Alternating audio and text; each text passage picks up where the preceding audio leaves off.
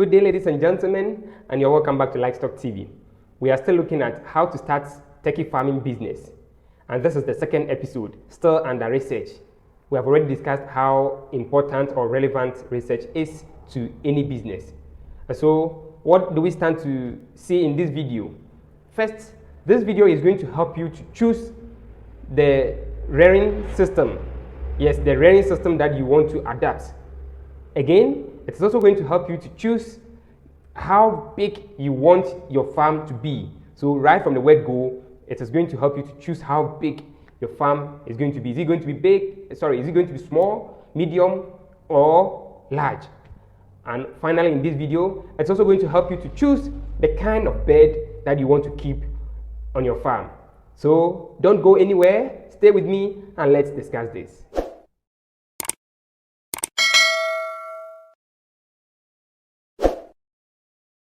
Yes, so please, if you have not subscribed to this channel, we plead with you to support this channel by subscribing to the channel, passing comments, and also sharing our videos. Good. So let's go straight to the point. So research still under how to start turkey farming business.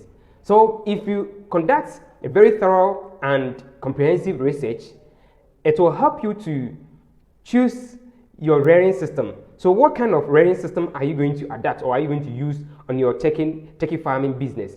Is it going to be the free range system whereby your turkeys are allowed to move from one point to the other on the farm, sometimes even possibly moving to other people's premises? Yes, so if this is the type of system you're going to keep, then you should know how you prepare yourself towards that. You should know how big or how large your land should be. You should know the type of systems or biosecurity systems you put in place in order to curb or prevent diseases. Is it going to be the confined system where you have fenced your farm and you have built a farmhouse for your turkeys, and so they are confined in a particular position, they are confined in a particular place where they cannot move outside the turkey house, that is the coop. And so this also comes at a cost. So your research will help you to identify the system you want to adapt based on how prepared you are. And finally, some people can adapt the two, whereby they have built a confined structure for the turkeys. However, once in a while, they allow the turkeys to move out of the farmhouse or the coop so that they can have some form of exercise or some form of activities outside the coop. So this means that you are going to adapt both the confined system and the free range system, and each system comes with its own cost and responsibilities. Good. So now let's move on to the next thing you should know in the course of your research.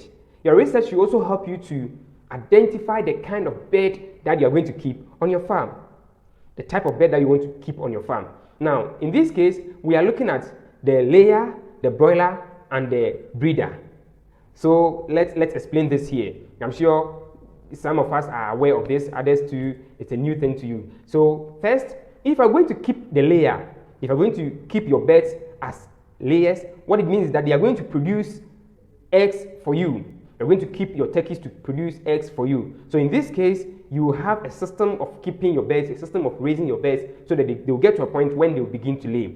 And if it is just for eggs, for people to eat or for your customers to consume, it means that your birds should produce eggs that are not fertile. Eggs that are not fertile. So it means that you are going to keep layers. Somebody would also want to keep broilers, that is turkeys that are kept for the sake of their meat. So for this farmer, the birds are kept so that when they grow or when they become mature, they are slaughtered and eaten as meat. So this is the broilers bird that some farmers keep on their farm. So you also have a different way of keeping them. And in all, there are different types of feed to give them. There's a different type of feed to give to the turkey kept as layer, and then the different type of feed given to the turkey kept as a broiler. Then finally, as a breeder. The only difference between the breeder and the layer is that the breeder is allowed to lay eggs that are fertile, which means that they are allowed to have mating session with the males. And so what it means is that the eggs that are produced can be hatched so that chicks or day-old chicks can be produced out of the eggs. So your research should help you to identify the type of birds that you want to keep on your farm. And finally, in this video, we are looking at the size of your farm. Do not just look at the profit aspect of it or the money you're going to accrue from your turkey farming, but also look at how prepared you are, the facilities that are available to you, including your staff, the number of people who are going to work on your farm. So you can decide to start with a very small farm or a medium farm or a large farm. All these will depend on how prepared you are financially. So thank you very much for watching this video. Please subscribe and also look out for the next video. Bye bye.